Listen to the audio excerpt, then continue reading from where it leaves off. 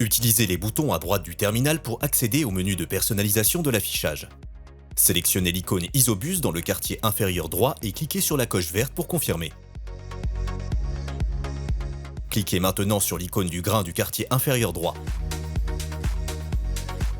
En regardant maintenant le côté droit de l'écran, il y a 3 icônes. En partant du haut, vous avez bouton d'étalonnage du rendement. Cette fonction vous amène à la procédure d'étalonnage du rendement. Consultez le didacticiel sur l'étalonnage du rendement pour savoir comment l'utiliser. Le deuxième bouton est le menu d'étalonnage du système de l'Isobus. Cliquez dessus. En partant du coin supérieur gauche, vous trouvez 4 cases. Étalonnage du rendement, des vibrations, de l'humidité et de la température. Commençons par l'étalonnage de la température. Cliquez sur la case de température et vous verrez le menu d'étalonnage. La première case en haut affichera la température calibrée. Calculera et enregistrera la différence entre la valeur de température calibrée et la température extérieure réelle, quand il n'y a pas de grain dans l'élévateur à grain propre. Cliquez sur la cellule de décalage de température pour saisir la différence entre la température réelle de l'air et la valeur de température étalonnée. Comme dans cet exemple, si la moissonneuse-batteuse lit 29 degrés et que la température réelle de l'air est de 30 degrés, vous devez régler cette valeur sur 1 degré. Confirmez avec la coche verte et l'étalonnage est terminé. Étalonnage de l'humidité. Cliquez maintenant sur la cellule d'étalonnage d'humidité et vous verrez apparaître le menu d'étalonnage. En haut de l'écran, vous verrez la cellule de réglage de l'humidité réelle.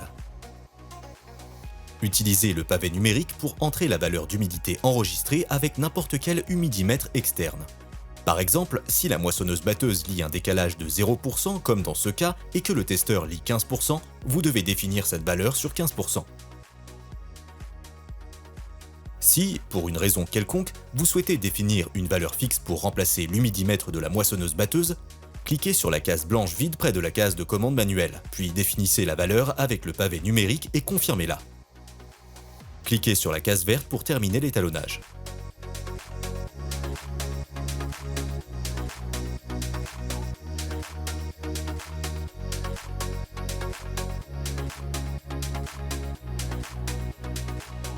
Calibration des vibrations. L'étalonnage des vibrations est un étalonnage standard pour l'ensemble du système. Il doit être effectué avant tous les autres étalonnages et avant d'utiliser le système de contrôle de rendement. Cliquez sur la case d'étalonnage des vibrations et vous accéderez à la procédure d'étalonnage. À partir de là, vous verrez une liste des conditions nécessaires pour effectuer l'opération. Suivez les instructions jusqu'à ce que les cases rouges deviennent vertes avec la marque de confirmation.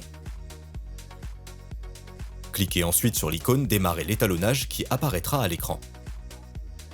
L'étalonnage des vibrations affichera maintenant un compte à rebours commençant à 60 secondes. Laissez la moissonneuse-batteuse tourner avec le battage et la table de coupe engagée et le moteur à plein régime pendant toute la procédure. Votre culture est maintenant définie. Calibration du rendement.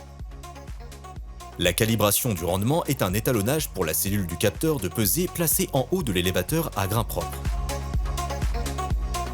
Pour effectuer cet étalonnage, il est nécessaire de récolter une quantité déterminée de grains et de la peser sur un dispositif de pesée type point bascule. Consultez le didacticiel sur l'étalonnage du rendement pour savoir comment le faire. Cliquez maintenant sur la flèche de retour sur le côté droit de l'écran. Vous reviendrez à la visualisation des 4 cases. Cliquez sur le bouton de retour dans le coin inférieur droit de l'écran pour quitter le menu Isobus.